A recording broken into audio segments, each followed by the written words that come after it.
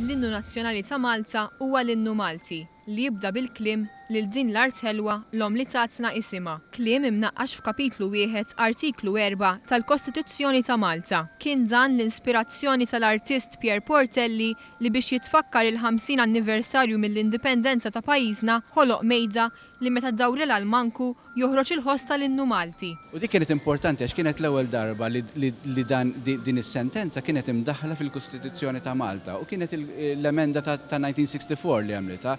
Allura ħassejt li hija importanti għaliex hija festa ta' nazzjon bażikament, hija festa ta' kulħadd. Forsi l-iktar li jolqot lajn f'din l-installazzjoni hija l-idea ta' trasparenza.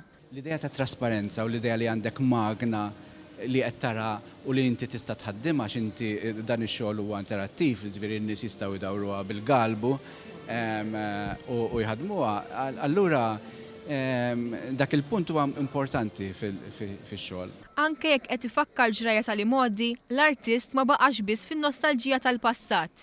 Titlu interessanti għaliex ukoll qed nuża platform differenti li huwa kontemporanju. Laqt insejħilha Gradenzina, laqt insejħilha xejn, qed nuża Settembru 64 bil-hashtag quddiem għaliex hija l-platform tas-social media li tintuża.